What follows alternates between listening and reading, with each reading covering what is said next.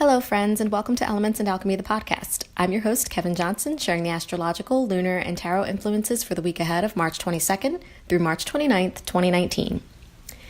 We are coming down to week number 3, I guess basically kind of the third and final week of the dream sequence. This is the lunar cycle that we've been in since the Pisces new moon that occurred going on 3 weeks ago now. Where we've been asked to really let go, let go of what it is, whatever actions that we think that we need to be taking, let go and allow spirit, source, whatever you want to call your higher power, your higher intelligence, allow that to work and move things for us and move situations around, move relationships around, move our circumstances around, because we are preparing to birth a dream, okay? And also at the start of this lunar cycle, Mercury, also in Pisces with the sun, went retrograde, okay? So for the last almost 3 weeks, we've been also not just in this, cycle of letting go, but we've been on a very, on a soul level. It's like our soul intelligence. That's what I feel like Mercury in Pisces is, like our soul intelligence. It's the intelligence of our soul. It's where our heart and our mind are connected. It's a very, very feeling mind. It's very intuitive. And so when Mercury's in Pisces, we're very connected on a very intuitive level to everything around us, all of the feelings, the thoughts, the currents, the energies, the vibes, like we're connected to all of that. And as Mercury's been moving retrograde, it's been a chance for our souls, like our soul intelligence, to really, really just kind of relax. I feel it's been a relaxing, like I said, with the letting go and just allowing forces higher than us to move things around for us. It's been a lot, in our souls of remembering how we are cared for, remembering that the universe cares for us, remembering that source cares for us, remembering, like I was saying last week, our souls have been through a lot of upheaval and a lot of stress. And as that, when you have stress for a long period of time, you kind of forget how to relax. You forget, how to just come down and be in a, just be on an even ground, be in safe space, be comfortable. And we're being asked to remember that. And as, in the midst of our dream, okay, and because Mercury moving through Pisces and moving through Pisces period, not the retrograde part. I'll get to that in a minute, but just Mercury moving through Pisces, it's holding the concept of this dream that we are preparing to birth. Okay, it's holding this concept, and as our souls begin to relax, it then affects how we think about things. We're not on high alert anymore. We're not waiting for the hammer to drop, so to speak, where we can relax and really look around us and really feel around us. And as we begin to relax, things look different. Okay, things look different when you're in a state of stress, when you're in a state of fear, than they do when you're relaxed, when you're calm, when you're in a state of joy. Okay, things look different. And our concepts of what we are bringing in and what we're able to accomplish, what we're able to achieve, what we're able to allow to come in for us, those concepts change as well. So that's the redoing, the rethinking, the reassessing, the recalibrating. That's the that we're doing with this retrograde. It's as we allow our souls to kind of come down off of high alert, how do things really, really look around us? Okay. And what are the things that need to shift from this perspective? Okay, we had our bigger vision during blueprint season, during the Aries lunar cycle. We had a vision, and we know that, there's some stuff that we need to let go. There's stuff that we really want. There's stuff that we want to bring in. But at the same time, we kind of were still in a state of, because Chiron was about to move into Aries and, sitting on that 29th degree of Pisces of like ultimate soul wounding. Okay. It's all the feels. It's all the feels of the soul. And it's like, and then Mercury went retrograde on that degree. So we were really pretty amped up. It all got whipped up like a lot. And, we didn't get a chance. Like we were envisioning this, new life for ourselves. But at the same time, we were envisioning it kind of from a state of, our souls being a little bit traumatized, a little bit on edge. Okay, so that retrograde was like, okay, like you've got the basic gist of what you want, but your soul needs to allow for this to come in. Okay, and that's what this retrograde with Mercury and Pisces has been about. Our souls need to get on board and understand, not that they're not on board, but they need to understand that they can come down a bit. They can come down a bit and we can allow what wants to birth from us to come from us. Okay. And we can also, like I said before, understand that we're in a space of, when you're in a space of safety and comfort, you can allow so much more.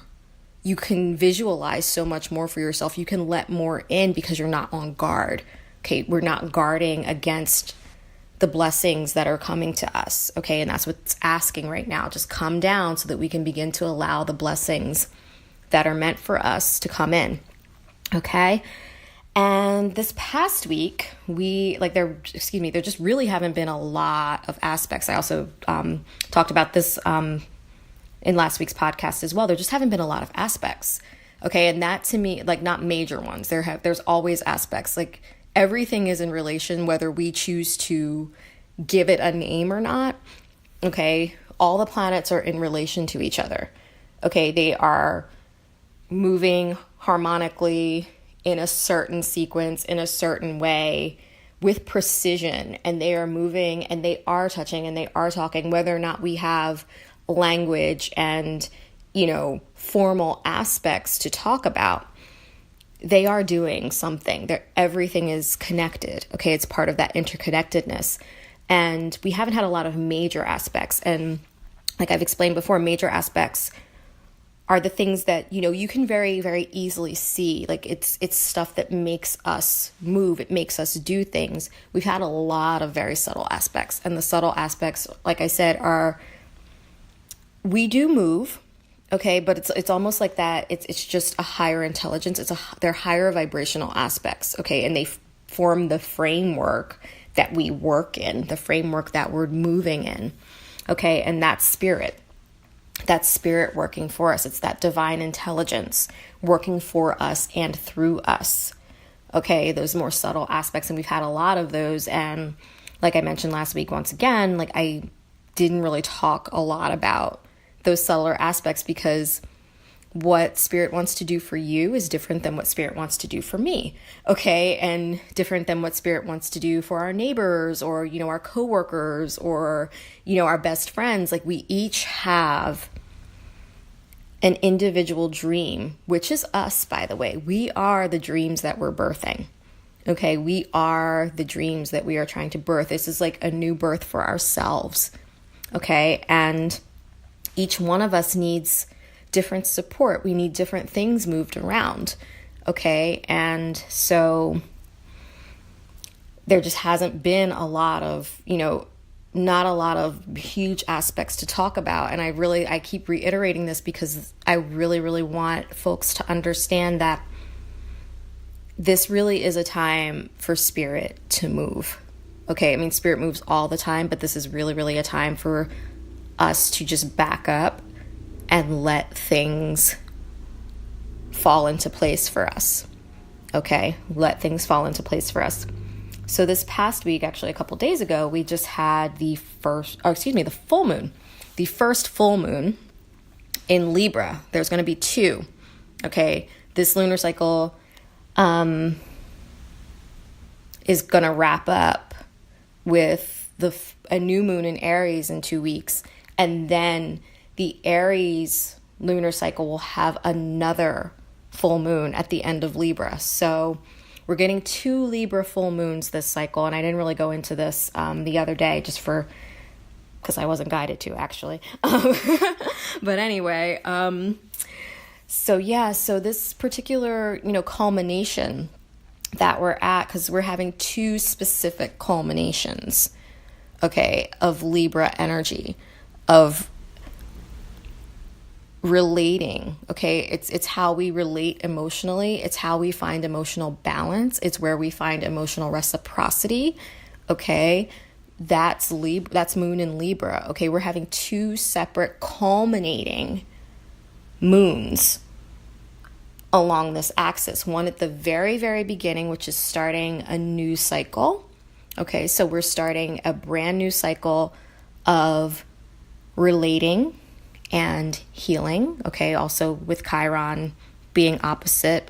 Okay, Chiron and the sun were together in Aries. Okay, where it kind of made us very aware of what our wounds are. Okay, and these are different wounds than the soul wounds that we had. I don't want to say different. They might feel a little different, okay?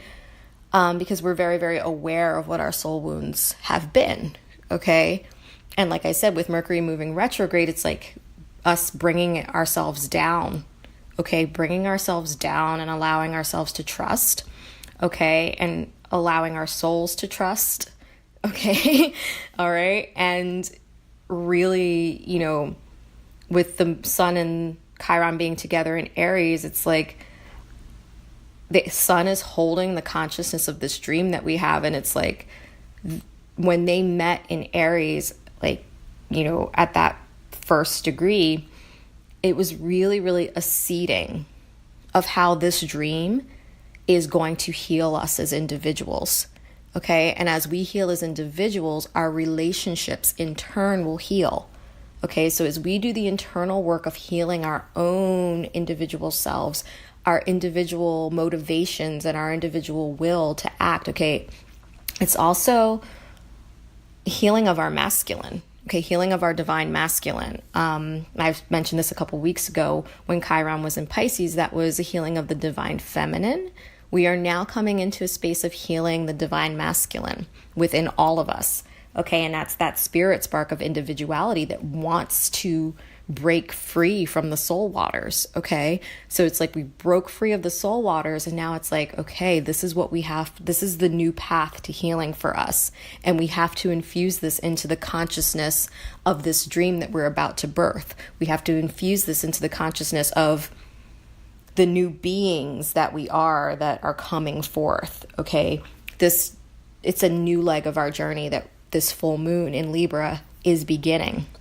Okay, so it's ending, it's really, really bringing an end to the last cycle, okay, and helping us to understand that that cycle is in fact over, but we need to take the gifts, okay? Remember, Chiron is about transcending your wounds, okay? We need to take those gifts. That's why a lot of people maybe, over the last couple of days have been feeling a little like anxious and antsy and just kind of like, what the fuck? Because, the sun, that our consciousness is very aware of what our wounding is. We're very, very aware of it. Okay. But we are also, our minds are being changed. The minds of our soul, it's all being changed. We can deal in a different way. It's time to transcend. And that's what I was saying last week about this full moon is our level up. Okay, we are able to transcend our wounding, and we're being put on a different healing. We're being put on a different healing path right now, basically. Okay, different healing path right now. So that's the full moon energy. It's like this culmination.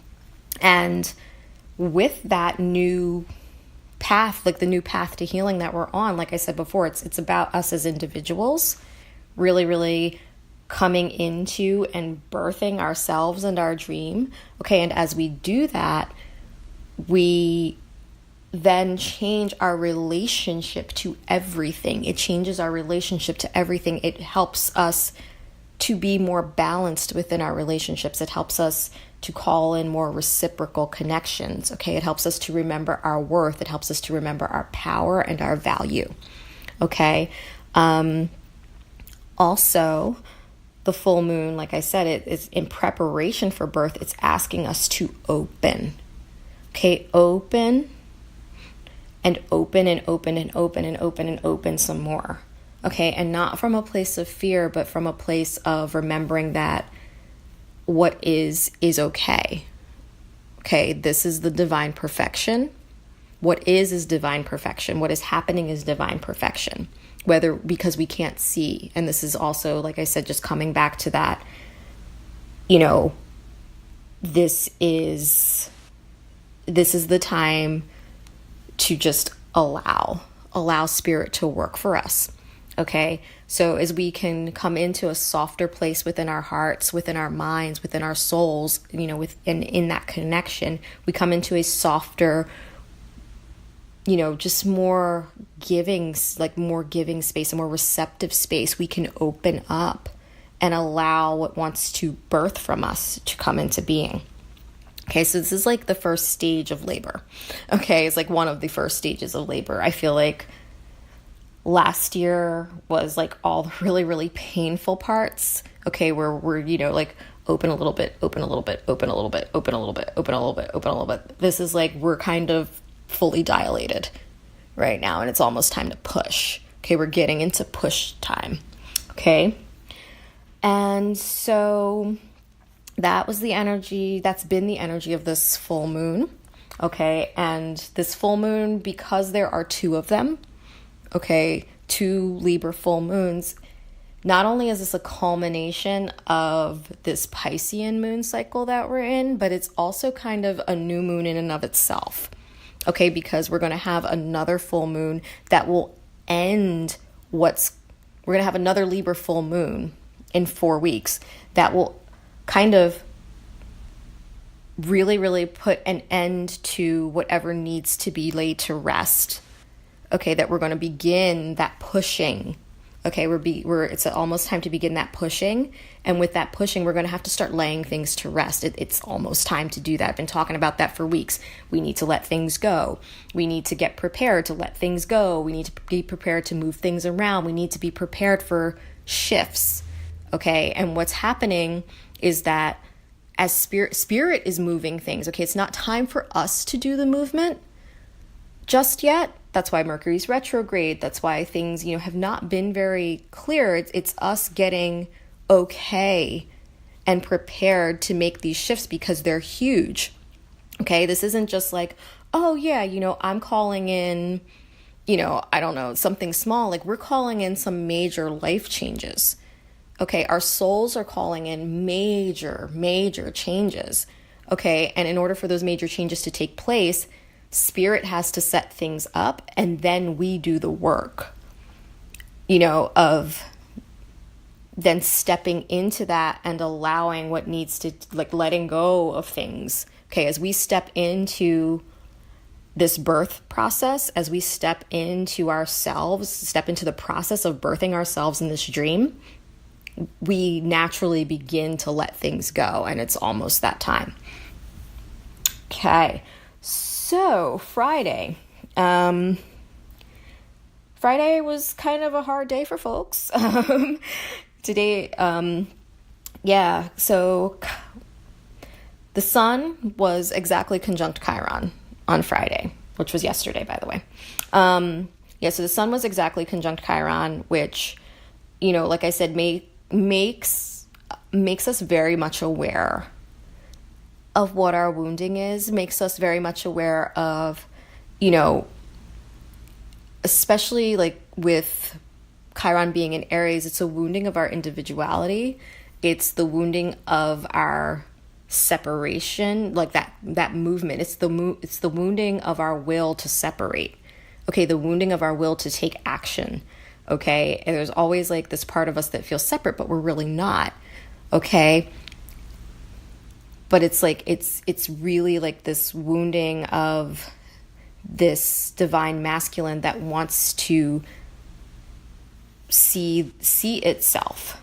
Okay, and Sometimes that can be, on human terms, okay, how we kind of maybe push our will on other people, how we've had other people's wills pressed upon us, okay, and, how we maybe suppress our will, okay, like where we don't step into that power fully, okay.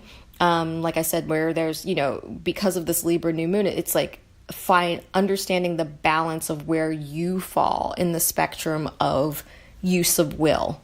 Okay, are you like really, really on the side of overusing it? Are you, totally suppressing? Okay, and whereas finding that balance, okay, finding that that balance of, divine will and your will. Okay. And especially for birthing this, like that's how we are co-creators. This is all about like this overarching theme this year is about us becoming co-creators. Okay. That is the overarching theme of the entire year. How do we become co-creators in our own life? Okay. So as co-creator, we have to find the balance between divine will and our will. Okay, because both are valid. Okay, the divine is experiencing itself through us. So as such, the divine has a say, but we're here, doing the job and living our lives. So we also have a say. There's a mandate. Okay, so finding the balance between the mandate of our soul, the will of the divine, and our own, will as human beings. Okay. All within that, it's finding that balance. So finding that within our own relationships, okay, and finding that within our relationship to the world. Like this is like the bigger esoteric kind of, thing. But as we break it down, it becomes, okay, like where do I find balance in my relationships on the daily, on the regular? How do I create balance in my life? What relationships help me to feel reciprocity and therefore balance? Where is the appropriate give and take? Okay, that's how we find it here on our own realm. Okay, are we taking too much? Are we giving too much? Okay, is someone else taking too much, and not giving enough back? Okay, this is where we need to find that balance for ourselves. Okay. So that's Chiron conjunct the sun. We're very much aware, and our dream consciousness is like, okay, like I am aware of this wounding, but I am also aware that we can heal. Okay. And that's birthing us into the path of healing. Okay. All right. And also the fact that we are co-creators, all co-creators means is that we have the use of our will. Okay, that's what being a co-creator means. All right, we have the use of our will to align with the divine will. All right, that's being a co-creator. So it's like, this is birthing us into that space. Okay, and that's the next level of our healing right now. Learning how to be co-creators. Okay, and learning how to work with others, whether it's others in our family, others in our friend groups, others in our social circles, our work groups. And as we learn to work with those others, we then also, in turn, because it's reciprocal, we learn to work with the divine as well. Okay, our interactions will be balanced, as above, so below. Okay, so that's Chiron conjunct the sun, birthing us into a new path of healing. Okay, opening us up to that birth, I should say. Okay. Venus in Aquarius, which is really giving us the overarching kind of, this is really what I want. Okay, taking Venus in Aquarius has like a bird's eye view, okay, of everything that we want, everything that we value, all the places that we're, all of the things that we want to bring into our lives, okay? And Venus is looking at, as attraction, Venus is looking at what's accepting of our, what's being pulled towards us and what's being repelled from us. Okay, Aquarius also rules like where you put yourself out there and where you're accepted. Okay, so Venus can see that. Okay, Venus can see that, and Venus is like, very, very keenly aware of what values us in Aquarius, what values me, and what do I value. Venus in Aquarius is also very, like I said, detached.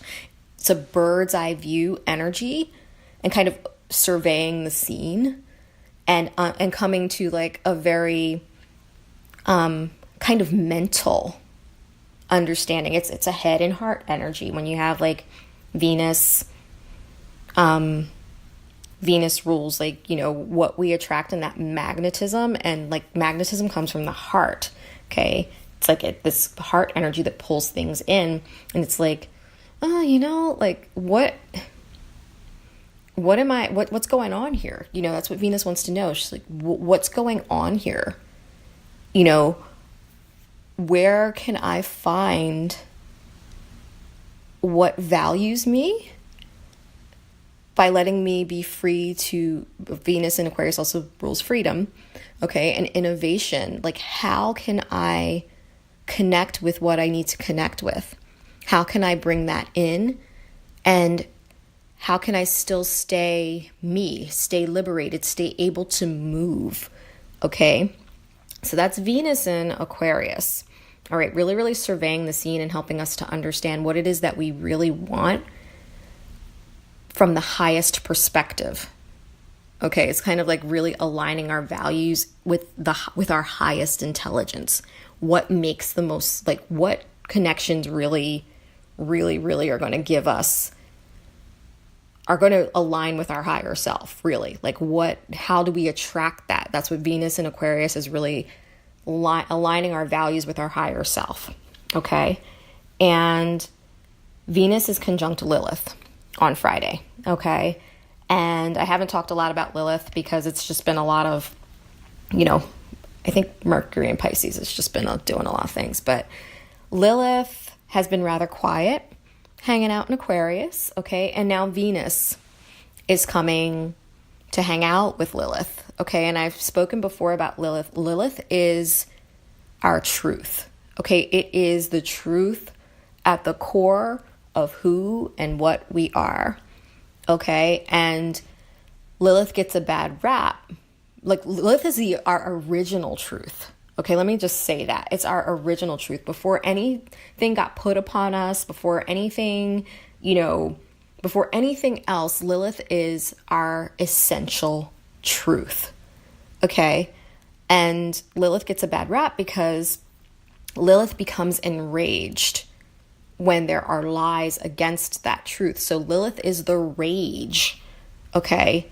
The deep, deep rage that comes to protect our essential truth, okay? When Lilith feels safe and is able to be honest, then we come out of the shadows of the rage and we are able to stand in our power, okay? Lilith is that essential power, and it's that essential feminine power, okay? So it's a power to connect. Okay, it's a power to connect. That's what the feminine does. The feminine connects things. Okay?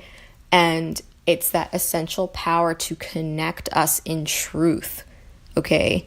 And so Venus conjunct Lilith, it's like that merging of energies. Okay, it's a merging of what we are wanting to attract and what we want to connect to in truth, from the highest truth, from our highest intelligence. What is the best thing? What are the best things? Who are the best people? What are the best situations? What are the best networks that we can connect with, okay, while still being true to ourselves? Okay, that's Venus conjunct Lilith. For those of us that haven't, it could be like very deep truths about things that you want to connect with. Okay, I know for myself yesterday, I had a moment where I was like, oh shit, like it was a very, very deep truth that I have never acknowledged. Okay, like not really. It's like I kind of acknowledge it to myself, and it had to do with like relationship and like what I really want to call in.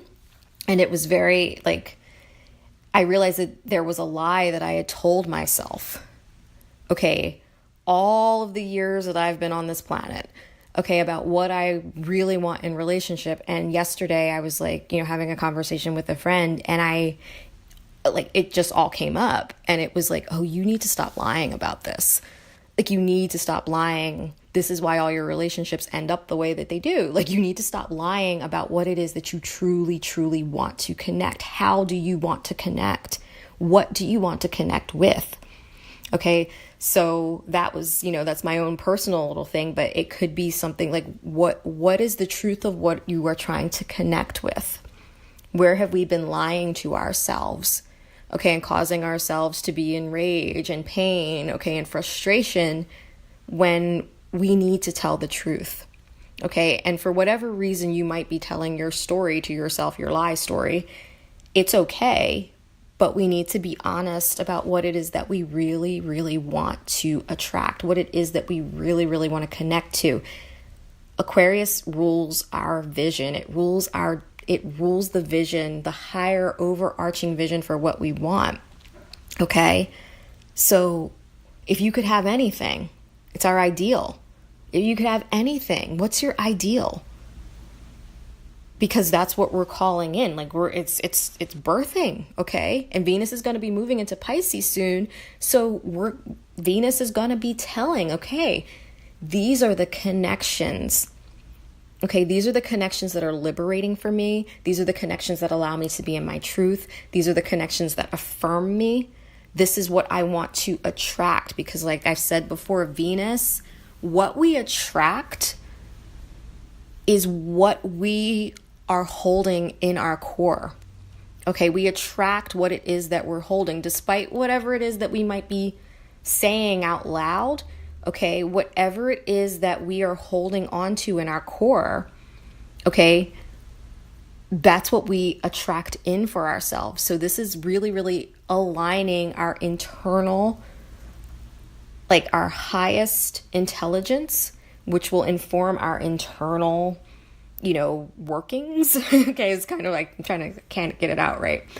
But it's going to really inform, it's going to cause a change inside of us. Okay, so that we can be prepared and open as we, like I said, prepare to open to push. We're fully dilated now. Okay, this is going to cause us to, once this dream starts being birthed, what we want to be attracting will be coming in. Okay, and what no longer resonates will be going away. All right, so that's what Venus conjunct Lilith is. It's really telling the truth. Okay, telling the truth about what it is you want, how you want to relate in this world, what you want to attract, what you want to bring in, who you want to bring in. Okay, no shame in that. All right. Okay, and as all of this is happening, the moon is still moving through Libra. Okay, and the moon is moving through Libra, coming off of that full moon where, like I said before, we're asked to find that emotional balance within ourselves. Okay. Finding that balance, finding the balance with, like I said, within our emotional selves, and that balance comes from reciprocity, okay? The right amount. It comes from finding equilibrium, okay? Equilibrium is just, it's not static, it's a dynamic force, okay? That we actually live in that dynamic. That's what we live in. Okay, we live in a polarized, we live in a polarized world, okay? And that dynamic tension, okay, between all of the opposites around us, okay, that dynamic tension is what we live in, okay? So it's the movements that we make to keep that tension going, okay? And when we don't have that tension, things will fall apart.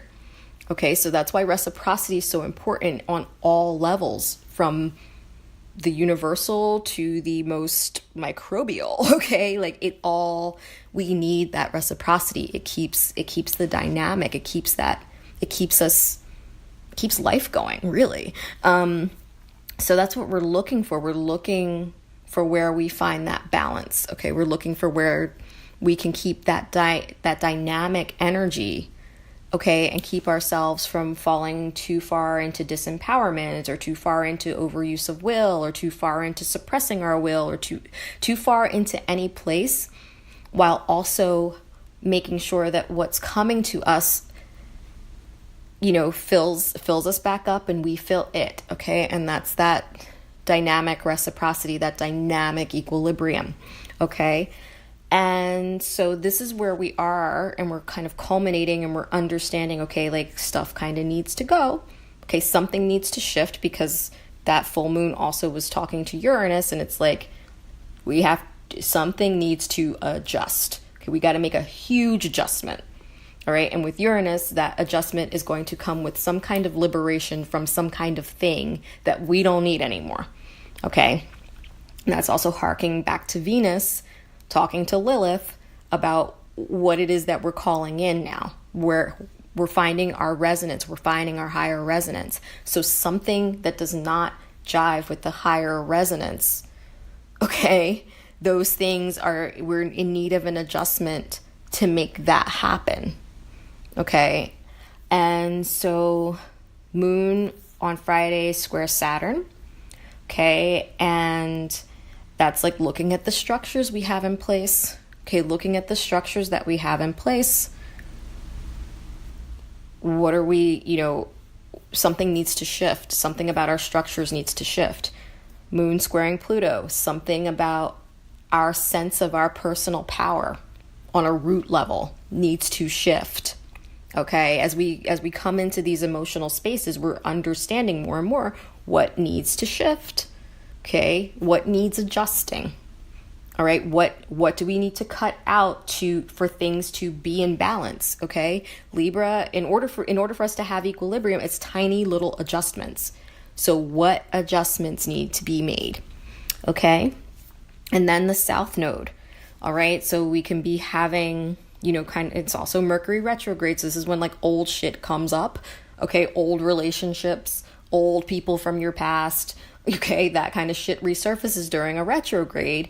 And with the moon square the South Node, we could have that like really kind of blaring in our faces, even if it's not like right, happening in front of us, like materially. It could just literally be us thinking, kind of going over like, oh, this is this is what's happened in the past. This is how I've behaved in the past. This is how my structures and my beliefs about my power, my own personal power. This is why this has allowed me to be in such and such a relationship, in such and such a, job dynamic, and like whatever that is, okay, for you personally, that could all be up Friday, and actually, a lot of this weekend. Because once it comes up, then we have to deal with it. Okay, it's not just like, oh, well, that came up and that's nice. We actually have to do something with it. Okay, and that is, really, it's a lot. Okay, it's squares are friction. It wants you to do something. You have to take some kind of action. Okay, squares make you take action. All right, they're not pleasant. It does not feel good. So we could very much not be feeling very good about what we're seeing. Okay, in some relationship dynamics that, Mercury retrograde is causing us to rethink as we come down and settle into ourselves and open up inside, so open our souls, open our being so that spirit can move through us. Certain things aren't resonant anymore. Okay, and we're really, really feeling that now. We're really feeling it. Like a lot of stuff you're like, okay, that could go like previously, but it's like really, really feeling the resonances, okay, of what is vibing with you and what is not. Okay, and understanding why it does, like why you're here. Okay, because that's the other thing. If we don't understand why we do a thing, we're more apt to repeat it. Okay, so that's why it's really important that the moon is squaring Saturn and squaring Pluto and then squaring the South Node, because it gives us an emotional understanding of why the fuck we've allowed certain things to happen. Okay, and then once we understand, we don't do those things again, or we really try very hard not to. Okay, It doesn't mean that it never shows up again, because sometimes it does. Okay, but we can see like, oh, okay, I don't want to be that person. I don't want to interact in this way. How can I change it? And things start moving to change that. Okay. And the moon, while this is also happening, is going to be trine Venus. Okay, so we've already talked about Venus being in Aquarius and helping us to call in what it is that we want. Okay, on like from a place of our highest intelligence. Okay, from a place of our highest good, from a place of our ideal vision. Okay, and helping us to understand what's resonating with us in truth, because Venus is conjunct Lilith. Okay, so this means the moon is trine Venus and trine Lilith. Okay, so the moon is squaring Saturn, Pluto in the south node, and we're seeing where it's like, oh, okay, like this is I don't want to feel like this anymore. Okay, this does not feel good. I see how this got like this. I see my part in it. Okay, because this is no time for playing a victim. Okay, you have to see your part in your shit right now. Okay, and that's what this is. I see my part in this shit. Okay, that's what all that Capricorn stuff is. Capricorn is your own personal power. That's your part in your emotional imbalance in Libra. Okay, that's what this is. Your part in it. Okay, so it's helping us to see our part. But then we have this moon trine Venus and Lilith where it's like, I see my part. And I want that. Like, I see the part that I was playing in this because I wasn't honest about what it is that I really, really, really, really want. Okay? I wasn't honest, or I wasn't ready. Okay? Or whatever the case may be. All right? But we can see very clearly what it is that we now want to call in. All right, we are very much connected to that. A trine is a very fluid and flowing connection. And like I said before, this could come in the way of like communication, okay? You know, a conversation, something you read, something you hear, okay? Because it's air signs. Libra's air, Aquarius is air. Okay, so it could come from the groups that you're hanging with, okay? Something at work, you know, you could be out and about and like it will dawn on you. Okay, it will dawn on you. There's flowing energy. There's an energetic flow between the truth of what it is, the truth of your ideal, the truth of what ideally attracts you, the truth of what you ideally want, who you ideally want to have around you, what really makes you feel liberated within a group, okay, with others, what really makes you feel like you can be yourself with other people, okay? That will be very, very clear to you. And all of the ways that you've been in like some kind of bondage about it because of your own part, that will be very clear to you too. And there's going to need to be some kind of adjustment made. Okay, and then the moon is going to move into Scorpio. Okay, and this is going to happen late Friday, moving into Saturday. And when the moon moves into Scorpio, it will be at 0 degrees. Okay, and when the moon is in Scorpio, something, I feel like this time there's some kind of emotional death transformation that needs to occur. Scorpio's death, transformation, ultimate merging, deep intimacy. Okay, so think about all of that on an emotional level. Okay, we're understanding our part in our own imbalances in our relationships, and we're understanding what it is that we really want to call in. Okay, so we are mining for that emotional intimacy, but we cannot have that emotional intimacy. We cannot have that deep emotional connection to whatever it is that we're trying to connect to until we make a break with something. Something needs to be liberated. Okay, death is the ultimate liberation. Okay, so the moon in Scorpio is going to be opposite Uranus in Taurus. Okay, and Uranus in Taurus is it's shaking the ground, shaking the very foundations that we have built our stuff on. It's time to break ground. Okay, so this is breaking ground. by letting something, by making the emotion, like cutting an emotional tie, letting an emotional tie die. Okay, something has to die, whether it's to a person, a place, a thought, a thing, whatever has kept us out of balance. We have seen that, we understand it, and it's time to, on an emotional level. Remember last week I was talking about how the moon is the agent for our soul. Our soul speaks through emotion. Okay, on an emotional soul level, in order for us to continue opening for this birth, in order for us to continue opening so that spirit has places to move, we have got to let this thing go. Okay, and this is that liberation. It's a point of emotional liberation. We can see it very clearly. All right, and it's time to cut. It's gotta get liberated. It's gotta go. Okay, so we could be finding ourselves freed on an emotional sense from whatever we found from the full moon to Friday. Okay, there's some kind of emotional liberation happening, and that in turn is going to break more ground.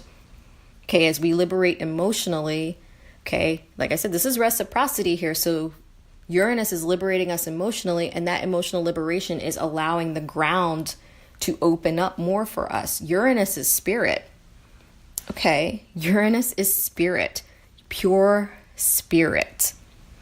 All right, so when I'm talking about opening up the soul, okay, opening up the soul to allow spirit to move, that's this aspect right here. Open up the soul, liberate yourself. Something needs to die. That sense of control, okay, that we all want to think that we have, okay, especially as a, Scorpio. Scorpio's about control too. So is Capricorn. It's like control, all right, because you don't want to lose power, okay. But this is about letting that go. We have to let go of whatever has had emotional control over us, whatever we've allowed, like I said, whether it's a way of thinking, a way of doing things, whatever it is, you gotta let it go and open up, and that ground will open up and spirit can move. Okay, so today is Saturday, and I know it's like a lot of stuff, but that's like Friday was such a major day, and this is going to reverb.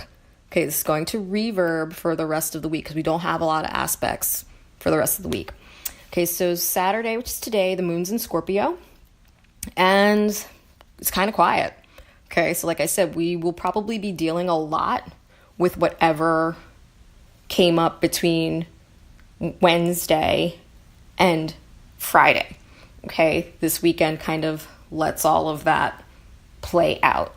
Okay, Sunday, there is some activity going on Sunday. Okay, the moon is still in Scorpio, and we have the moon is going to sextile. Okay, so sextile is an opportunity aspect. Okay, and you can take it or leave it. Okay, but as the sextile, it gives you an opportunity for growth. Okay, and so the moon having just come off this this kind of emotional liberation, okay, letting something die. Okay, we had to let something die, whatever was causing us to be out of balance emotionally, okay, something that was not ever letting us heal emotionally. In order to open up, get on this healing path, something needed to go, okay? So we kind of had a day to sit. And now the moon is going to talk to Saturn, Pluto in the South Node in Capricorn. Okay, and this is a pleasant interaction. It's a pleasant exchange. It's an opportunity for us to, while we are remaining open now, okay, because we understand that we need to be more open. We're telling truths about what it is that we want, okay, and our part in things.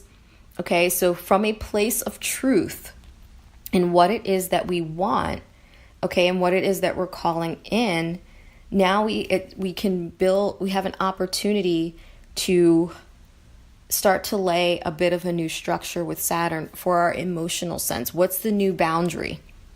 Okay, that's what Saturn's going to ask. Okay, so like you're open here and you're open in this way, but what's the new boundary that we need to draw? Okay, we'll have an emotional understanding of what the new structure for our new emotional boundaries should be. Okay, because these things will change over time. Okay, next will be what is, and that new boundary will then put us into a new place of power with Pluto. Okay, your boundaries are your power. When you stand in your power, you know where things can pass through. Okay, you're not completely permeable. When you're so permeable, you're not in your place of power. Okay, there has to be a boundary. Okay, so once we establish what we're feeling into the new boundaries that we want to have, okay, based in truth and based in what it is that we really want to call in. Okay, so maybe we were too closed off about something before. Maybe we were too open about something before. So it's finding that balance, because that's the key to this entire lunar cycle right now, is balance. For the next month, it's finding our balance. Okay, so it's finding the balance in our boundaries, in our emotional boundaries. Okay, like what boundaries do we need to erect so that we can have the intimacy that we want, so that we can connect deeply on an emotional level? What boundaries need to be there? What structures would we like to see formed? Okay, that allow us to stay in our power as we exchange deeply, which is the moon in Scorpio. Moon in Scorpio is deep exchange. Okay, deep intimacy. How do we maintain our boundaries? How do we maintain our power? What are the structures? What are the forms? Okay, so we can have an opportunity through whatever might come up in our lives to kind of feel into that. Okay, and then the South Node, an opportunity to pull a gift from the South Node. Okay, because every time we learn a new thing about our personal power, okay, South Node is in Capricorn, it's about our personal power. Every time we learn about how to make ourselves comfortable, okay, how to make ourselves feel secure, how to make ourselves feel connected, okay, North Node in Cancer, those are all North Node in Cancer things, we get a power back. We have an opportunity to take power back from our South Node, to reconnect with our South Node in a different way. Okay, so that's why it's like, it kind of changes. We have a different view of how we've done things in the past. Okay, it's a different. We can take something from the past and use it to make something new. Okay, whether it's past behavior and you're like, I don't ever want to do that again. This is how I want to do it now. Okay, that's a gift. Okay. Because like I said, the moon, as it's sextiling Saturn, Pluto in the South Node, the moon will be trining the North Node. Okay, so our emotional needs for deep connected intimacy, deep connected sharing, okay, will be in a very easy communication flow with the node of evolution in Cancer, where we're all being called to find home, okay, to nurture our inner children. Okay, to give ourselves space to grow and to be connected and to be nurtured, to be fed. Okay, that's our evolutionary pull right now. Okay, that's the evolutionary pull, without being disempowered. Okay, understanding that in order to get that, you don't need to be disempowered. You do not need to be in anything that's unbalanced. You don't need to wreck your equilibrium for that. Because when you wreck your equilibrium for that, then you're disempowered, okay, which is that South Node in Capricorn. Okay, so we're looking, and the moon is talking to the North Node, and the North Node is talking to the moon about what is it that is feeding us? What is home inside of us? What is that balance inside of us? What is the comfort? Okay, and we might not be able to know what it is inside of us, but we might have circumstances or situations that can show us that. Okay, something might happen where we feel at home, we realize what home is inside, okay, and how we can share deeply while still maintaining the appropriate boundaries, while still being in our personal power. We have an opportunity for that. And that will help us to open even further, because this is about us opening emotionally. Okay? All right? So that is the moon sextile Saturn. Okay, the moon is also going to trine Neptune and Mercury. Okay? And so this is all that's gonna happen right before the sextile and the trine to the south node and stuff. But moon trine Neptune and Mercury, it really is gonna like I said before, trines are it's fluid communication. Okay, it's very easy communication between signs of the same element. So this is water signs. So this is our feelings. We will be very much feeling. Okay, very, very feeling. Okay, so this is our Mercury is our feeling mind in Pisces, and Neptune rules Pisces and rules the soul. Okay, rules all things of the soul, highest love. Okay, the highest expression of the soul. Okay, we are going to be very, very, clear. All right, and open. Okay, clear and open. Okay, we're opening some more. This is opening some more. All right, on an emotional level. Okay, and being intuitively drawn to what allows us to be open. Okay, and this is after understanding that we need to let stuff go. Okay, a couple days ago, understanding that we need to let stuff go, but then being drawn to what it is that we want to be in, the way that we want to feel, the sharing and the soul connections. Okay, this is about soul connections, sharing through deep soul connection. Okay, understanding through deep soul connection. All right, that's what this trine is about. All right, so we'll have that understanding. Okay, and we will be able to feel that within us. Okay, and we might be looking for it. We might be but I think that, those opportunities will come to us if we remain open. Okay, remain open. And like I said before, just keep letting spirit move things. Remain open and let spirit move. That will come. The opportunities will come, and we'll understand what it is that we need to open for. Who it is that we need to open for. Where is that deep soul connection? Where is the deep sharing? Where is the deep emotional understanding? We'll be able to feel into that and be able to build those new structures that help us stand in our power while allowing us to feel connected and at home and at peace in ourselves. Okay? And moon will also be squaring Venus. Okay, so this is that's all the really, really awesome stuff that the moon is doing. And I think I even said this last week, the days after the full moon really, really felt like a sweet and sour. It was here's something rather bitter. Okay, here's a sweet thing. This is a bitter thing. This is a sweet thing. And I feel like this is a lot of this lunar cycle. Okay, because it's you need to compare and contrast. Okay, in order to really, really understand what's happening now, we have to compare and contrast. We need to feel that in our souls. The comparison. This is what it felt like. This is what it's gonna feel like. This is what it could feel like. If you let this go, this is what's on offer for you. Okay, and this is some more of that energy. Okay, so the moon, I just talked about all the opening and the new boundaries and the sense of home. And it's squaring Venus at the same time. Okay, so that's a rub. It's a frictional aspect. Okay, there's emotional friction. Something needs to be let go of. Okay, all right. Something we're understanding that there's still some further work we got to do. Okay, Uranus. When the moon and Uranus met on Friday night, that was a path to liberation, and we've gained more insight. The more we open, it's another cycle of, oh, okay, that can't be there either. Okay. So we're opening so much more, and it's causing us to want to liberate ourselves even more. Like I said, Venus in Aquarius wants to be free.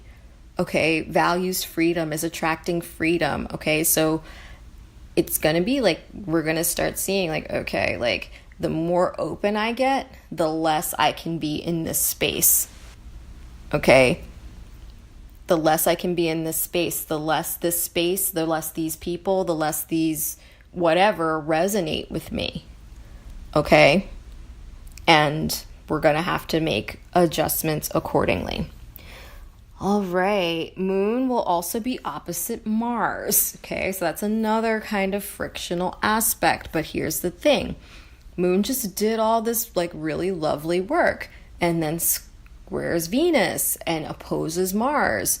Okay, and that's almost kind of a simultaneous thing too. So it's like the Moon did all this big opening and expansiveness, and then it's almost kind of like a semi-contraction. I don't really want to say a full contraction, but it's like, okay, like if I want to maintain this openness, if I want to maintain these connections, if I want to maintain this sense of home and personal power and boundaries and continue building, okay, because Mars is in Taurus, building. Okay, Mars is in Taurus, building. And I don't want to say building in the sense of like, it's the pre-build. Okay, like nothing is actually quite built yet. It's the pre-build. It's clearing. Mars is clearing the way for Uranus to come through. Okay, so Mars is clearing the way for Uranus and the Sun and all the other planets once Taurus season comes to go through and start, moving the soil. So Mars is really like kind of the vanguard in Taurus right now, really making a way, okay? Moving things, like clearing boulders out of the way, uprooting weeds, okay? Doing like really clearing the ground, okay? And as the Moon squares Venus, okay, and then opposes Mars, Venus rules Taurus, by the way. Okay, so Mars is kind of in on this too because it's a loose T-square. Okay, so the T-square means that there's an opposition, which is the Moon and Mars, and both are squaring Venus. Okay, so Mars and Venus are still like in a square orb, so they're still kind of touching in a square aspect.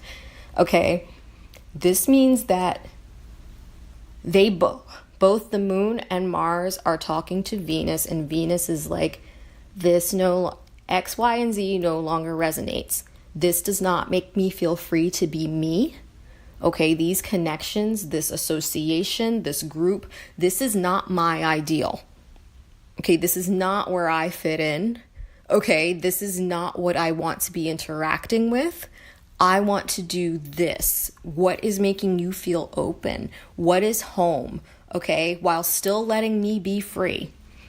All right. And then the Moon opposing is going to basically give that emotional information to Mars, and Mars is going to, okay, we need to uproot stuff. And Mars in Taurus, like I said, Taurus doesn't like to do things all the time. Okay, it's very stubborn. It's not that it doesn't like to do things, it gets set in a way. Okay, so we could be having trouble taking the appropriate action. All right, but we're not really supposed to take a lot of action anyway. This is an internal shift, okay, that lets us know this is what we need to uproot, okay? We're going to need to uproot this particular thing, okay? It cannot, with this particular boulder, can't be here when we want to start building. This particular plant, tree, whatever, animal, I don't know, person, lake, river, like whatever you want to, whatever your thing is, okay, it can't be there. And Mars needs to remove it. Okay, Mars needs to remove it. And if we can't figure it out, T-square, like this is a T-square, so Leo is that next part. So we're going to want to look at where we feel accepted. Okay, where do we feel accepted? Like if we, like it's like we need to express ourselves. Okay, expressing ourselves is going to help that energy. Okay, it's going to help move that energy around. Okay, we need to express ourselves. We need to say something. We need to do something. We need to create something that will help move that energy, and Mars will be able to see, oh, okay, like then once we express ourselves, Mars will be like, oh, all right, then I see that I need to pick up this boulder and move it over here. It's not necessary. Okay, but we're really looking for like what holds that true spark for us. All right. And yeah, Mars is going to also trine the South Node. Okay, so Mars has a very clear view on Sunday, okay, of what's worked for us in the past.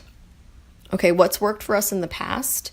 Okay, and this is where that square to Venus and the opposition to the moon might come in. Okay, because Mars is very keyed in. Okay, because a trine is a very flowing energy. It's fluid communication. Okay, it doesn't need translation. It's not frictional. It feels good. So Mars is really keyed into what's worked for us in the past. Okay, and Venus and the moon are like, nah, dude, this shit don't work no more. Okay, we need to talk. Go look at the North Node. Mars is also in an opportunity aspect, a sextile to the North Node. If Mars turns the attention, if we turn our active attention towards what's home, towards how we're feeling, okay, that's why the moon is there opposing. It's like, look at how you feel. Stop just doing, like, lift up your head. Mars and Taurus, like, head down, just kind of going through doing the work, not looking up. Venus is like on Mars's shoulder. Hey, I have something I need to tell you.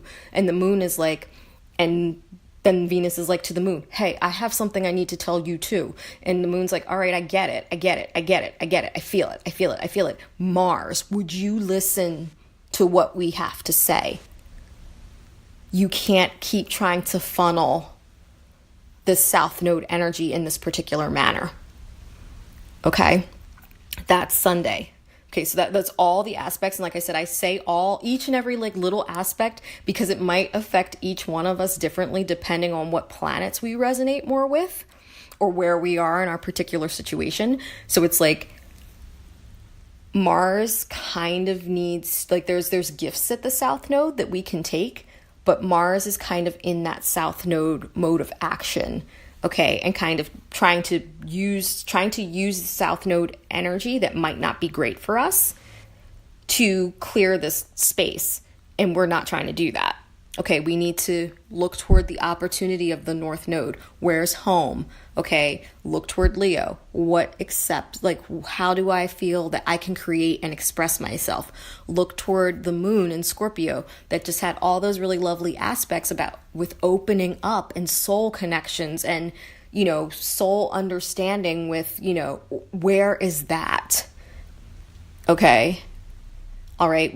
Mars is trying, it could show where we're trying to operate in a way that no longer serves us. Okay, that's what Mars and Taurus, it could be like we're still trying to operate, which is Mars. It's like Mars is like the actions that we take and why we take them. Okay, it's our motivation. Okay, showing us where we're still trying to incorporate old bullshit when there is so much more on offer for us. Okay, and I don't think that that particular aspect, like Mars, I think Mars will wake up because there's too much kind of pounding. Okay, there's too much pounding on that energy. Like we can't continue to take the same kind of actions and expect new results. Okay, we need to let something go and take new action. All right, take new action. So that's Sunday. Sunday is about taking new action, preparing to take new action, moving towards opening, moving towards deep emotional fulfillment, moving towards deep emotional intimacy, moving towards deep soul connection, deep soul understanding, okay, proper boundaries, personal power, liberation, okay, connecting with in a broader way, in a broader scope from who you really are. Okay, Mars cannot be pulling any bullshit that we used to do. We cannot be acting from a place of what we used to do and what used to work. Okay, not gonna go well. All right, so that is Sunday. Monday is pretty quiet. Moon's gonna move into Sagittarius. That's what I'm saying. It's like we have like these, it's like sweet, sour, rest, sweet, sour, rest, sweet, sour, rest. Okay, so Monday, Moon's gonna move into Sag. First thing it's gonna do, the tone's gonna change. So it's gonna go from like this deep intimacy and like deep wanting to connect and, like this deep, just really, really deep, where the Moon in Sag wants to expand. It's emotional expansion. Okay, emotional expansion. All right, so we're gonna get even bigger. Okay, it's like our emotional capacity is just like growing and growing and growing and growing in like these immense ways. So we just had like this huge like expansion from deep within, with the Moon in Scorpio, and like really mining for that intimacy and mining for that connection. And now it's like expand some more. And as the Moon does that, okay, as the Moon moves into Sagittarius and we begin to feel that emotional expansion, there's an emotional lightness to the Moon in Sag. It's very free. Okay, it's a very free Moon. Okay, it likes to move. It likes to make a lot of connections. It likes to have adventures. It's an adventurous Moon. Okay, but it's also the Moon of Sag is about faith. It's about our higher selves. Okay, it's about our higher truths. We can open up to the higher truth, our higher emotional truth, after going down into Scorpio and really, the Moon went through some stuff in Scorpio, okay? It was like touching on all of these really, really deep, fulfilling parts, but then understanding and also seeing where it's like, oh, I don't need to do this anymore. Like, I don't need to act in this way anymore. I need to cut this out. Okay, I can't take these types of actions. Okay, then we expand, in this, we have a different type of emotional expansion where it allows us, it's a freedom. Okay, it's this freedom where we kind of come up and out and we understand our own emotional truth. Okay. All right, so it's like we went and did all that work in Scorpio emotionally, and now it's like, this is our emotional truth. This is my emotional truth, and I am expanding into my emotional truth. Okay, and as we do that, the Moon is going to trine both Chiron in early Aries and the Sun in early Aries. Okay, Chiron and the Sun are still, they're close, but they're not as connected as they were with the full Moon, obviously. Okay, so the Moon's going to touch Chiron first. And like I said before, trine it's an easy flow of energy between signs of the same element. It says fire. Fire is spirit. Okay, so we may want to do something. Okay, but either way, there will be a feeling, there will be a rush. Okay, and I feel as though because this is a flowing aspect and it's rather pleasant, as we expand into our emotional truth, like the path that we need to heal, like what we need to connect to heal on an emotional level will be clear to us. It will be available to us. We'll be able to understand where we need to go to heal.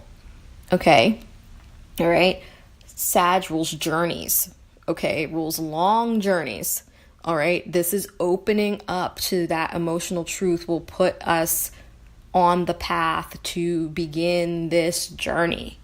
Okay, this is a new emotional journey. That's why I keep saying, like, this is a new emotional time. This is new soul growth. Okay, as our souls relax, as our souls come down, it's really, really imperative that we understand that this is soul expansion. We have got to expand so that spirit can move through us. Okay, our higher selves can drop in.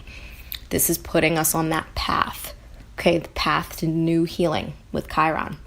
And new awareness, new emotional awareness of how to continue to transcend our wounding based on our truth, okay?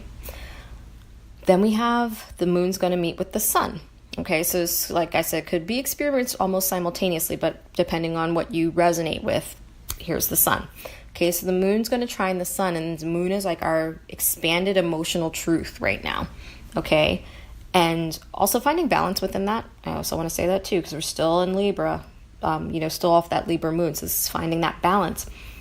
The Sun is in Aries, and the sun is still holding the consciousness of this dream. And this dream, like we're feeling, this is the feeling of the push. Okay, it's the first pushes, first bits of pushing, okay, where spirit wants to move. This is the sun, which is our consciousness, and the moon, which is our unconscious, okay? It's spirit and soul like flowing and talking together, and they want to move. So we could feel an urge to move, urge to make a push, to do something, to take some sort of action. Okay, Aries is action. Okay, it is action from our purest force of will. Okay, so this is, I feel as though this is like the beginning, okay, before the moon comes to conjunct in 2 weeks for the new moon. This is like that first push. Okay, it's the first push that we want to make. All right, if you've ever had a baby, you'll know what I'm talking about. Ever seen a baby be born, you know what I'm talking about. This is like, it's that first push, okay, when you're fully dilated and heads there, ready to roll, and it's like, okay, now push, and you know the force, okay? There is a force that propels you to push, okay? If you ever had a baby, you know what I'm talking about, or not, because the first time I had my son, I did not feel that feeling, but my second son, I did. It was like some higher force was just like, and push, okay? And that's what I feel like this is, okay? It's like there's something's gonna kind of lock in. There's a flow.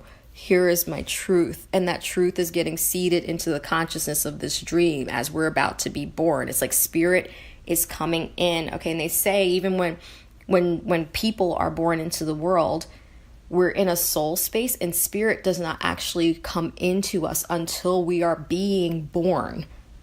Okay, as we're coming through the birth canal, okay, spirit is coming in and coming in and coming in. And when we take our first breath, that first inspiration, taking in spirit is what inspiration means.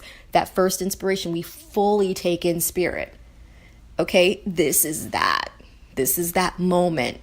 Okay, we're taking in spirit in preparation for our birth. Okay, so first push, and we could want to take some kind of action. I don't know what it's going to look different for everyone, okay, but there will be some kind of alignment, okay, and it might not necessarily be, like I said, that we can necessarily take the action even, because Mercury is still retrograde, okay, I do want to say that. And what I also want to say is that Sunday, Mercury is basically going to conjunct Neptune and stay there, okay, until moving direct. All right, so it's going to be a lot of days on Mercury on Neptune, all right, which is really important because that is our mind, okay, our feeling mind, our deep intuition, the mind of our soul, okay, mind and soul together. Okay, Mercury conjunct Neptune, mind and soul together, changing the way that we think about what is possible, okay? Allowing expansion of our minds, okay? In the soul realm, anything's possible, okay? So this is really expanding our minds. Mercury on Neptune, really, really expanding our minds, all right? And this is really like, we're still in the birth canal, okay? So I don't feel as though there's necessarily any action that needs to be taken per se. Like I said before, if spirit moves you to do a particular thing that is like large in scope, then by all means do that. But I feel like this is us aligning. This is spirit coming in. Okay, this is spirit coming in and helping us make our first push out of ourselves, okay? Out of ourselves. We're not taking any like immediate action outside of us per se, but it's a first push out of our old. Okay, first push out of the chrysalis.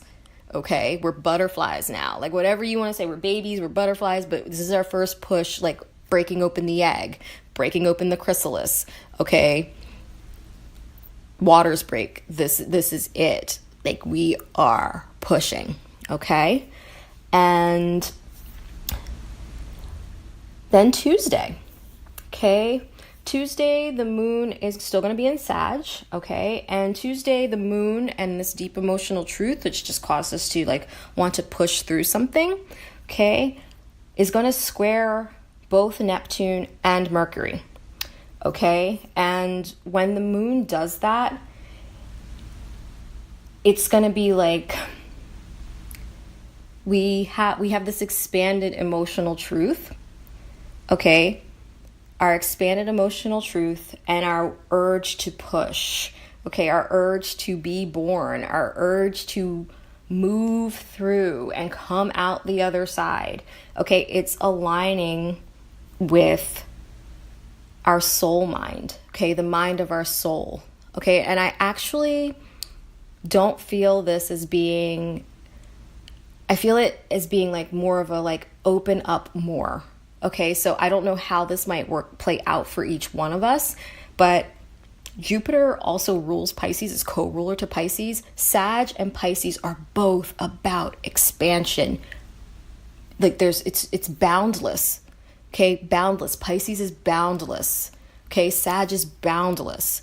I feel like this is open even more. Okay, so we just made a push on Tuesday, and as we push, we have to open more, and that might, opening more causes a bit of friction. It causes a bit of pain. So it's like push and open more. Push and open more. Okay? That's what I feel like that is. It's like we're push and open a bit more. Push and open a bit more. I don't know how that's going to show up, but there's going to be something that's going to make us open more. Okay? Open more emotionally. And it's something that I think, maybe we couldn't fathom that this particular thing, it's like kind of like having a dream come true. Like maybe we couldn't fathom that this particular thing, I feel like it's something to do with just our thinking and our emotions, but also, maybe like something is aligning in us. Okay. And I don't know what it is, but it feels like something about a dream, some part of this dream coming into very, very clear view that makes you say, oh my God, I've got to open even further. Okay, that's kind of what this feels like. Then the moon's going to conjunct Jupiter. Okay, so just like in the same day. So it's like there's this, we see something, okay, we feel connected, okay, to the fact that we need like something about what's coming for us. We need to open up, we need to expand it, we need to connect to it, okay? And then Jupiter's like, and expand. Okay, so we understand the need for the expansion, okay, with the moon squaring Mercury and Neptune, okay? It's like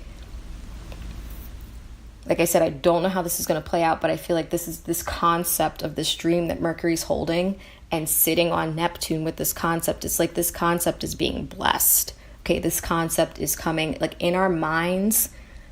Like this is alive. We are now living into.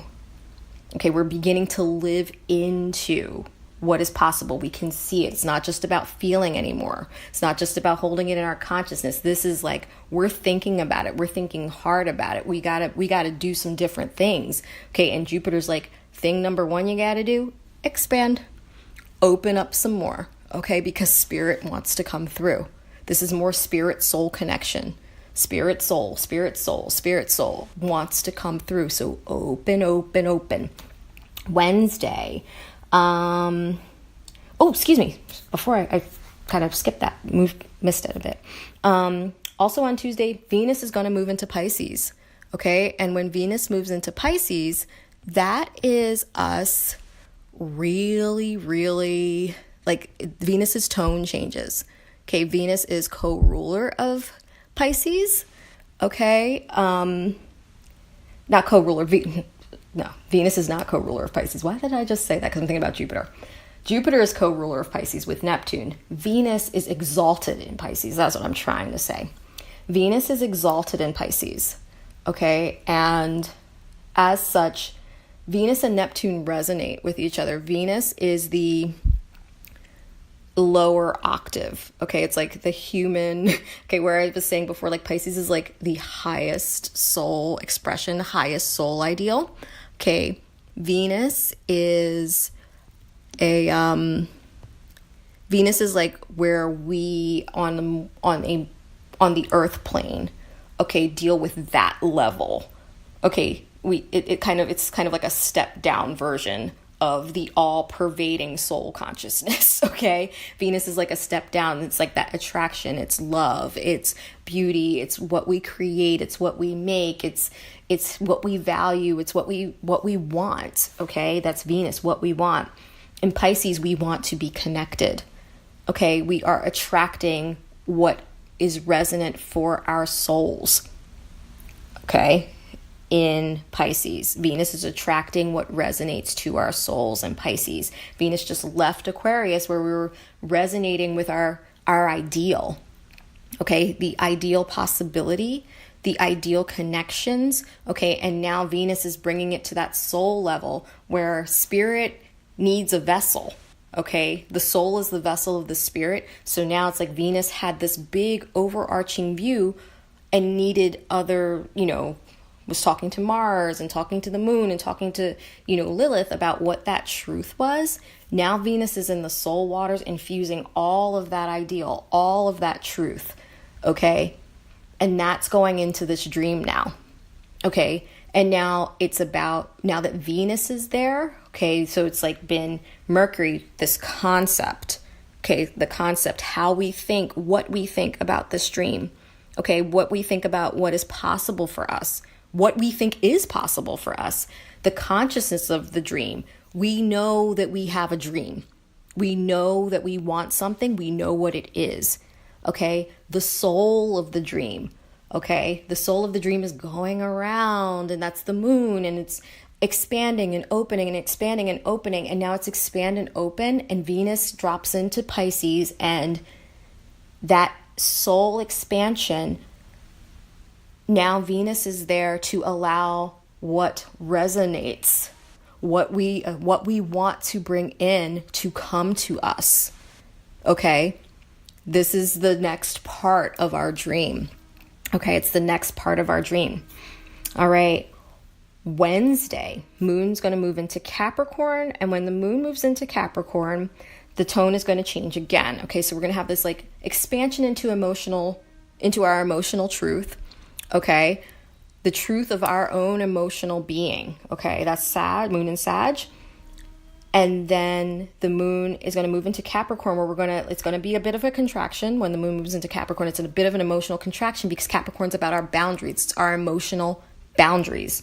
Okay, and our emotional boundaries are what the moon in Cap is going to be wanting us to explore.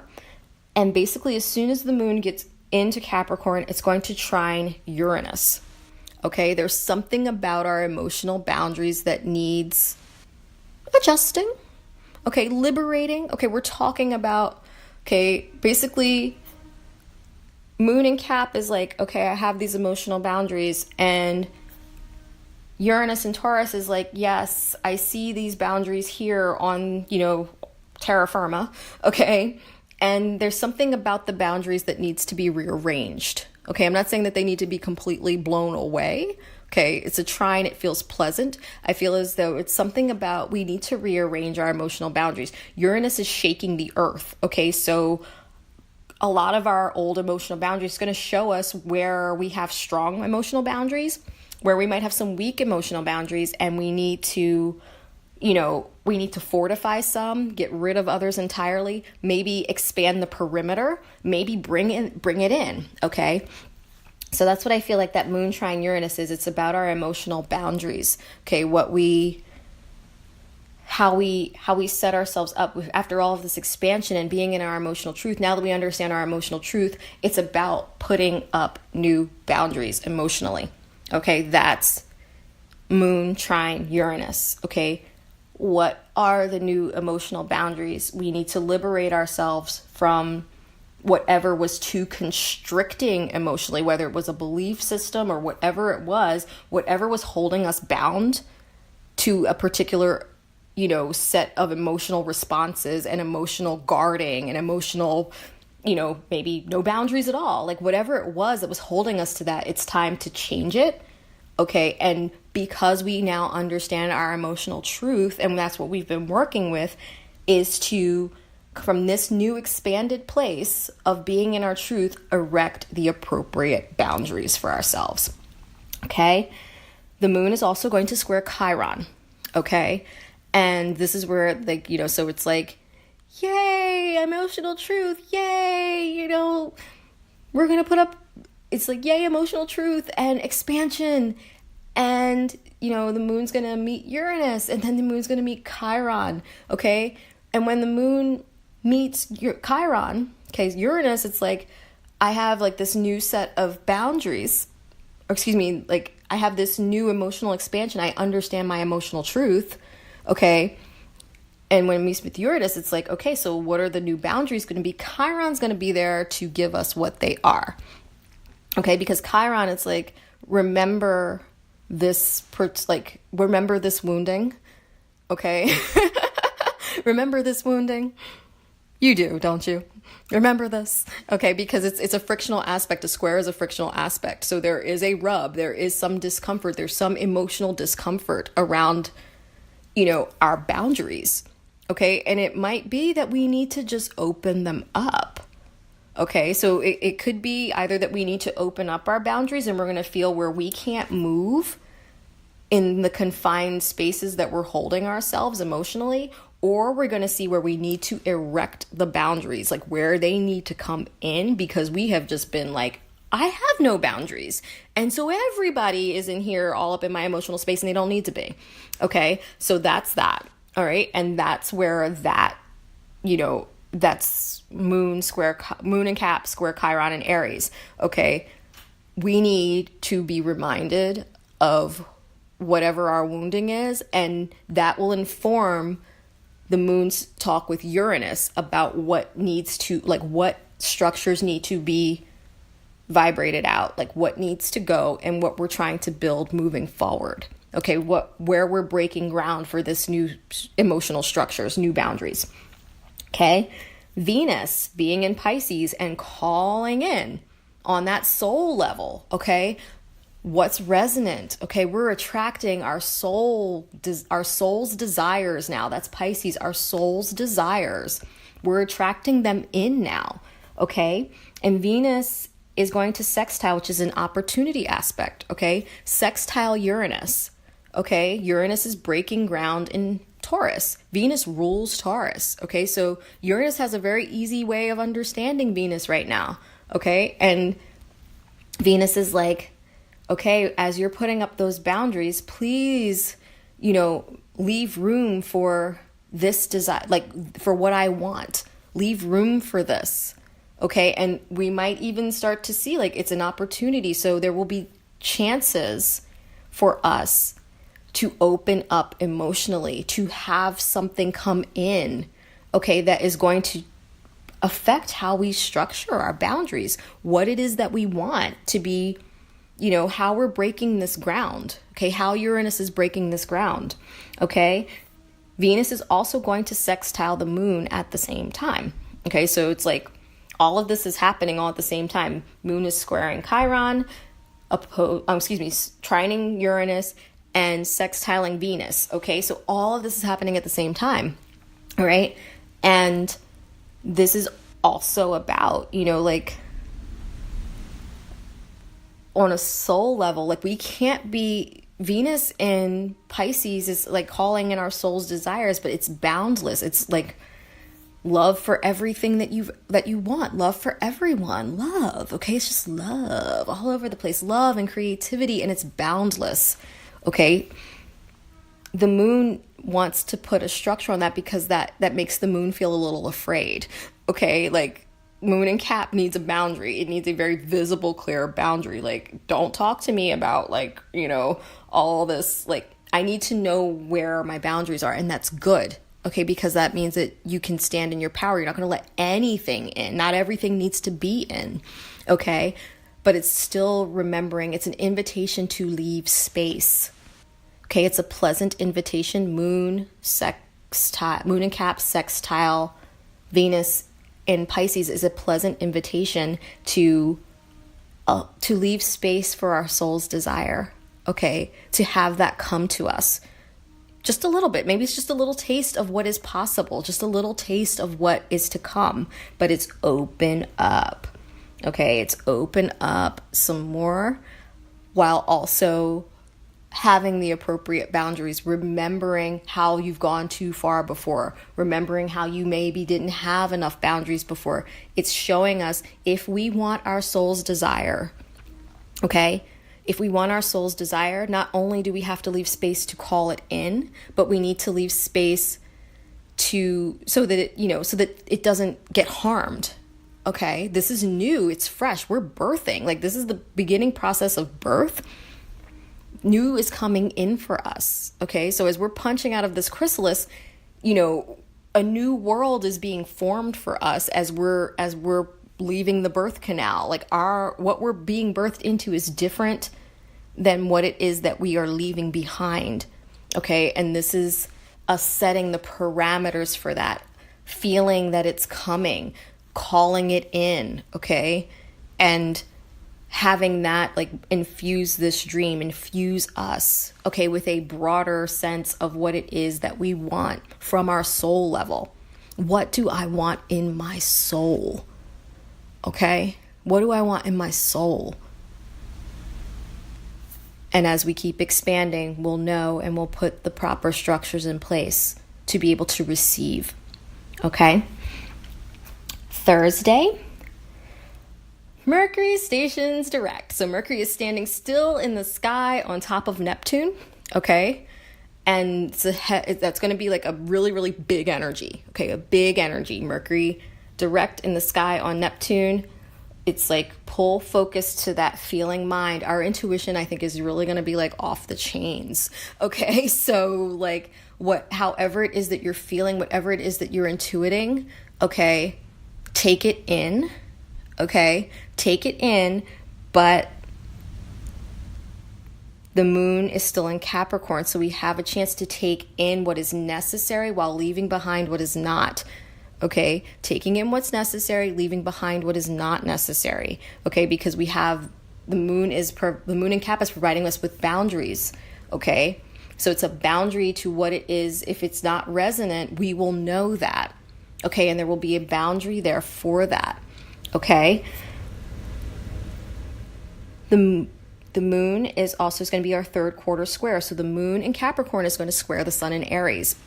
Okay, and when this happens, it's going to be like, this is another push, okay? And it's a more frictional push, okay? Because it's a square, okay? And we're winding down this lunar cycle, okay? This is the last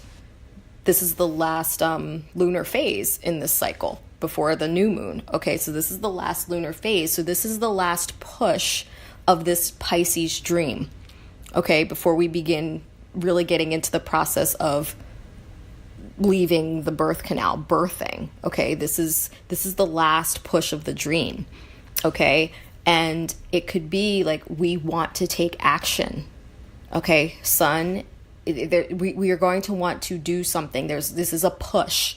Okay, sun in Aries wants to move. Okay, moon in Capricorn needs the appropriate boundaries. Okay, so could be a thing where we're understanding where our emotional power is. Okay, that's also, because when you have the appropriate emotional boundaries, you can stand in your emotional power very well. Okay, so I feel like this is, an aspect of coming into our emotional power. Okay, coming into that place of emotional power and understanding that we have the capacity to move. Okay, this is an alignment. It's frictional, so I'm not really sure. Like I said, I feel like all of this is going to be so specific to each one of us.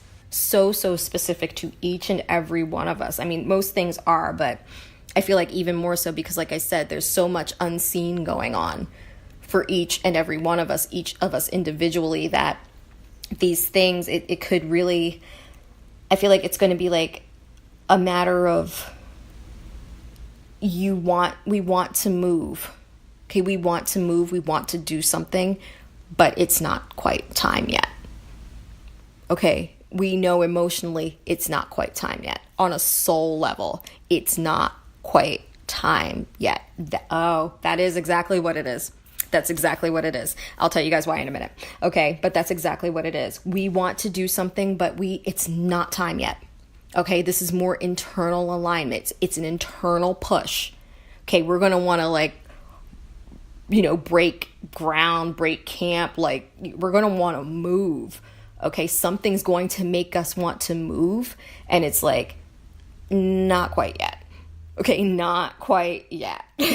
All right. And that's going to be the friction, but it's understanding that instead of the movement externally, we need to create the internal balance, the internal, okay, I want to make this movement.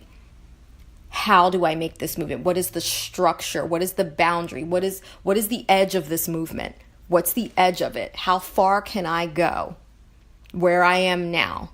Okay, we're going to want to do something, but it's not quite ready yet. But we're going to see exactly what it is we want to do.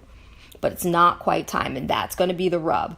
Okay, then the moon in Cap is going to sextile, which is an opportunity. Okay, so it's coming off of that kind of frictional, I want to do something, but it's not time yet. Okay, and also, it's coming off of that, I want to do something. Okay, I want to do something. I'm feeling very empowered. I know my boundaries. I feel what's coming in. I want to take some kind of action. Like I said, if spirit moves you to take action, then by all means take it. But I feel as though this is a very internal push. Okay, because after that, it's going to be okay, this is the boundaries of where you are right now. Okay, this is another push. We're not quite out of the chrysalis yet. We're not out of the birth canal yet. Okay, you start doing too much in the birth canal, you damage yourself. You damage the process. Okay, so it's about holding with the process. Okay, not going against the process of birth. Okay, there is a boundary there for a reason. We have to push through, little bit at a time for a reason. Okay, that's that third quarter square. If we understand that, we'll be able to kind of slow our rolls a bit. Okay, because we don't want to fuck shit up. Okay, we can't see everything. All right, and something else that, Spirit taught me a couple weeks ago, because I was having this thing with, I've been trying to redecorate my son's room for a year and a half, and it's taken me forever, and I'm finally in the process of doing it. And I was, as I was expressing gratitude, I was saying, I feel so bad, that he's had to live in his room looking like this for so long. And they were did it ever occur to you that maybe it wasn't so much about your process, but that lesson was for him? And I was what? And it never occurred to me. So we don't know, we're all in our own little chrysalis, birth canal, egg, whatever you want to call it, having our own experience, but our birth is timed for the birth and enlightenment of other people as well, other beings, other situations, all of these things. Our birth is timed just right. Okay, so while we're thinking, I need to get out there, you might mess up a whole lot of stuff by moving too soon. Okay, don't move too soon. That's Thursday's message. Do not move too soon. Okay, so if you can hold tight and make your internal adjustments, the moon sextile Neptune and Mercury will help you open up some more. It's an opportunity to see why you could not move.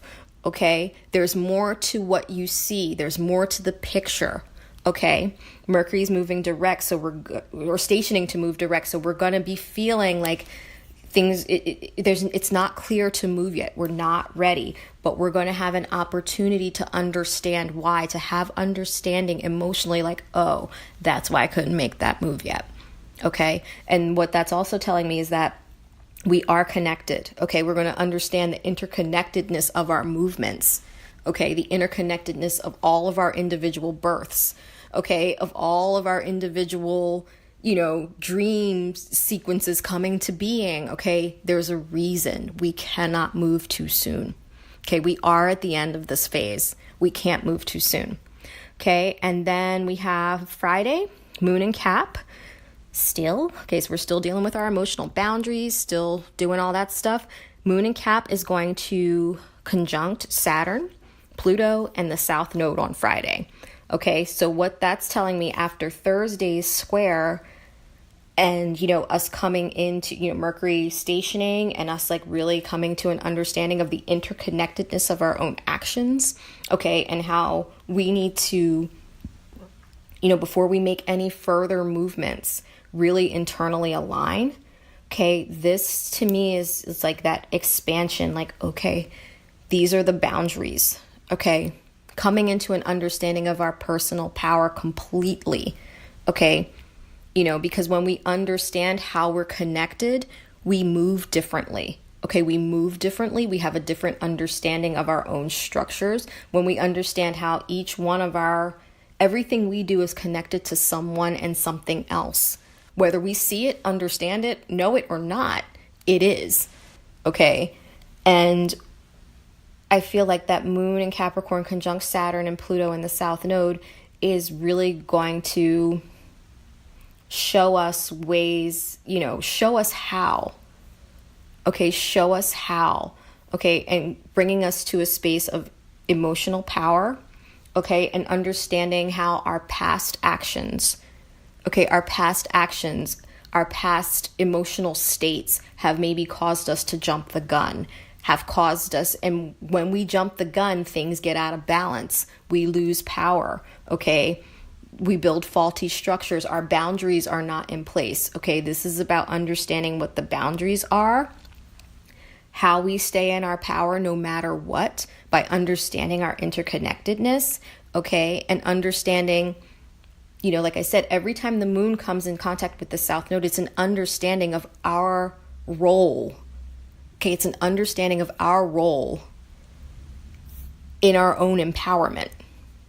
Okay, so this is an understanding of our role in our own story. Okay, this is authoring our own story, but understanding that we are connected to everyone else's stories and their stories are connected to ours as well. Okay, so that, my dears, completes the astro for the coming week. The tarot card, and this is where I was talking about the third quarter square moon. The tarot card that I pulled for this week is the 10 of Wands. Okay, and in the Rider-Waite deck, the 10 of Wands is usually shown as a guy, with this big bundle of sticks, and he's like trudging with his head down and he can't really see where he's going, and it's usually a card of being like overburdened. There's too much. Okay, there's too much going on. All right, we've there's a lot happening, but it's also a 10. Okay, and 10s complete a cycle. Okay, it's a cycle of completion of soul growth before we go into the states of mastery through, the court cards. Okay, I read from the Thoth deck, and the Thoth deck, it really struck me that there is all of this movement. Okay, and there are 8, very clear, fiery wands, together, and there's movement. 8 of Wands is movement. Okay, it's movement that we can't see. It's movement that, you don't know where it's coming from and you don't know where it's going. It's just movement. And that's what I've been saying about the unseen hands. Okay, on this particular card, so it's got those 8 wands and they're fiery, and the fire is not diminished. Okay, there's no diminishment in the fire. There's nothing going on like that. Okay, but there are 2 big leaden wands that sit over top. And my immediate response to this card when I pulled it last night was, oh my gosh, like there's movement, we can't move. This is a stop.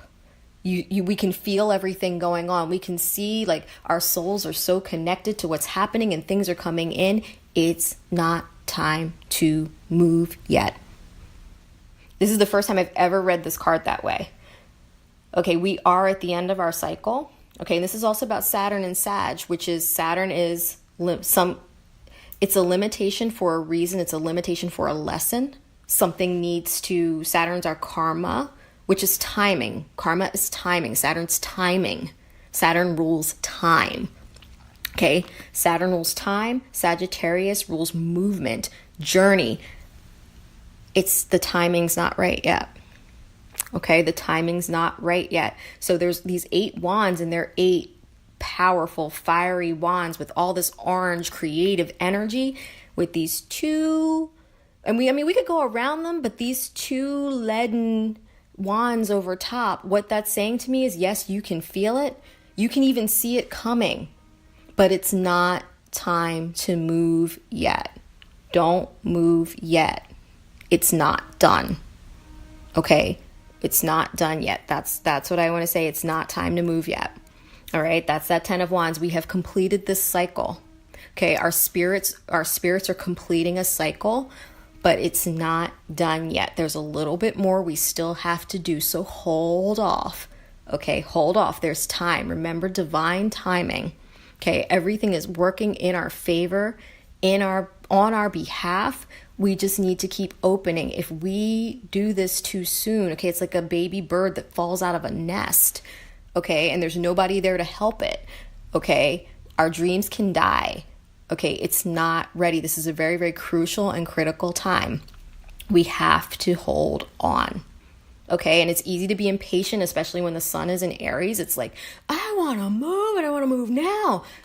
No.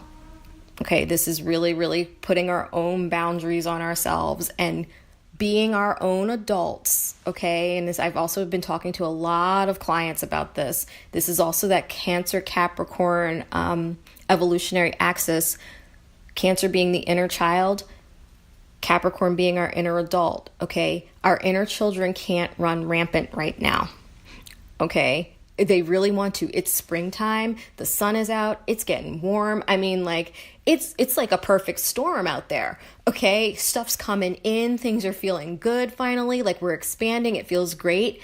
But our inner parents, okay, we have got to check in with our inner adults and make sure that our inner adults are on point.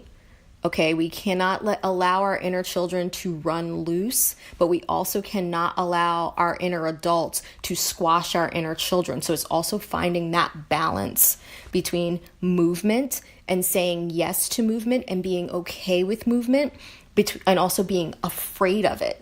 Okay, our inner adults get very afraid, and sometimes they kind of toss our inner children, to the side because we're being we're being very strong. Okay, this is about us remembering the divine child, the divine adult, okay, and allowing them to come into balance, okay, but not overstepping our bounds, okay? We want to move, and yes, believe me, we all do, okay? We all want something different. We can all see it on the horizon. We can feel it, okay? And it's coming.